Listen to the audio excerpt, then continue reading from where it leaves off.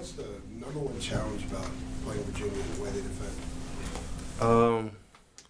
You know, it's a little bit tougher to get the shots that you want because you can't get the dribble penetration because they're sitting right there on the gap.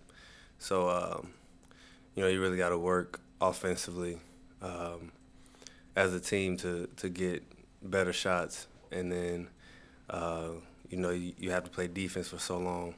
They kind of get into your legs a little bit, so we have to work that much harder to get better shots on the offensive end. What are you guys seeing on tape that you could do a little better to find more consistency on offense? Just more attention to detail. You know, it's like little things. You know, screens and then using the screens, and you know, we missed a lot of bunnies also in the Florida State game. So you know, we just got to lock in a little bit more, get our movement better, and execute a little bit better on offensive end. What was the biggest takeaway in watching film from Florida State? What are some things that Coach Williams really pointed out? Our effort has to be there. You know, they kind of outworked us a little bit on both ends of the court.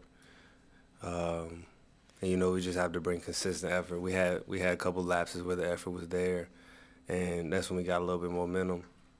But for the most part, they just outworked us in that game, and you know, we have to bring consistent effort for 40 minutes every night. That's something that Roy, he mentioned that after the Wofford game, he mentioned that after the Wake Forest game, he said he mentioned after Florida State. What's the key to flipping that switch?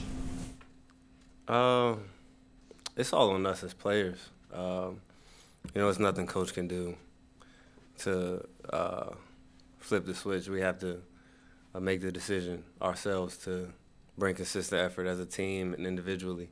So, you know, it's all about us, and it has to come down to how bad we want to win.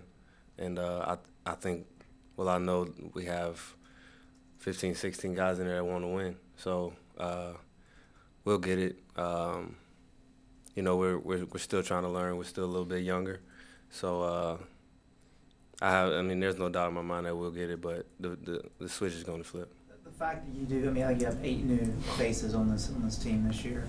Is that fact of those guys having to understand what it takes, especially maybe in ACC play, part of that learning curve? It's a little bit of it. You know, they have to go through it to really see how it is, and I think these first 2 games they've seen that you have to bring it every night for 40 minutes if you want to be good in this league. And you know, like I said, they'll get over that learning curve, and as a team, we'll get over that learning curve, and we'll get to the point that we want to get to. Last year, you guys lost the opener, an ACC opener at Georgia Tech, and then went and won in overtime at Clemson, which all had a huge game. Is there any correlation between those 2 games, getting into league play, and these 2 so far for last week? I just think it says a lot about the league. You know, you can be picked 1, 2, 3 in the league, but every night somebody's going to bring it to you, so you have to bring the fight back. And I think that's been shown these past 2 seasons. That on any given night, well, on no night, it's going to be easy. So we have to be ready every time we step out on the court. You're a defensive guy. Do you like playing against Virginia, who's known for their defense?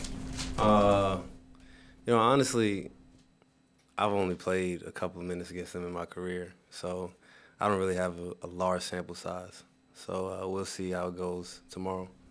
What have you guys been working on in practice to combat UVA? And last year was kind of a slugfest. Last year down here in the 40s. What have you been working on to try to attack them and attack their defense this week? Just doing what we do.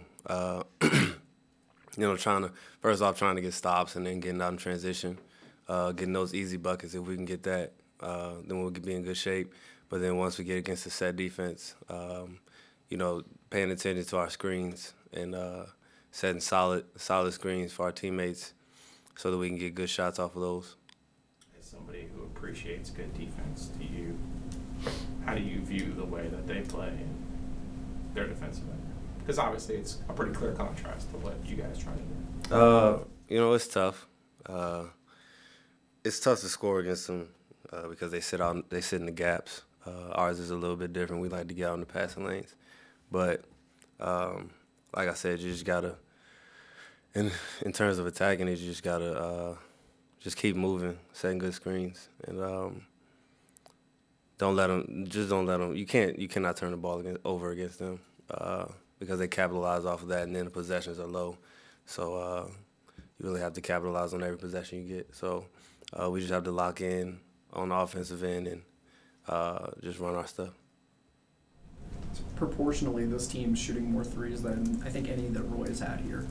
Do you guys, is that just kind of the identity with the skill set that you guys have, or do you need to do a better job of trying to pound it down low? I do think we should get the ball down low a little bit more. You know, you can live and die by the three, so on any given night, your shot just could not be going. So we have to work on getting the ball down low and getting it inside passing or dribbling, and having that be a threat on the offense consistently. You know, Coach says a lot that he likes to get the ball inside because it's you draw fouls on the inside. So you have to do it for that. And then I think if you have a threat on the inside, or you have a threat to where you can get the ball inside, it opens it up a little bit more for the shooters on our side.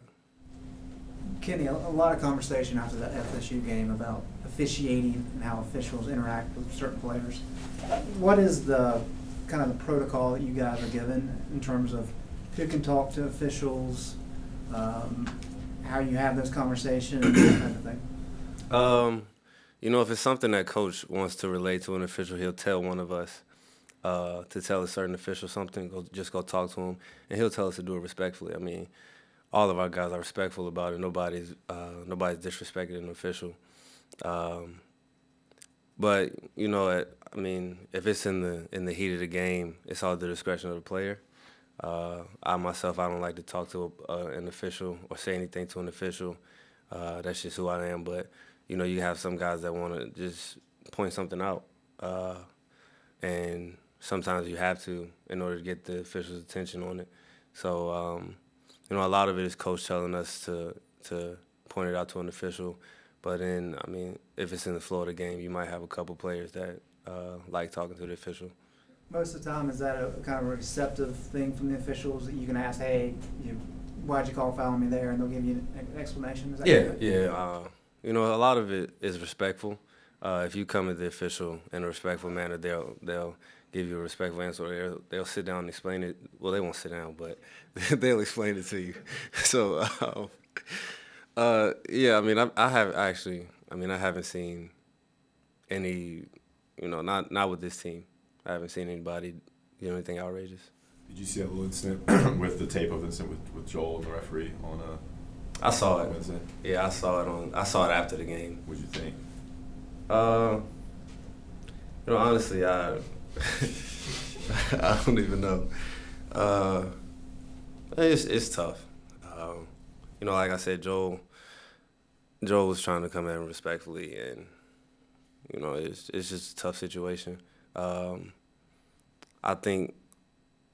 don't think Coach saw it, but I would have pointed it out to Coach. I think Joel pointed it out to Coach during the game, and I think that was the right thing for him to do. Anybody else? All right. Thank you. Appreciate it. Thanks, Kenny. We'll get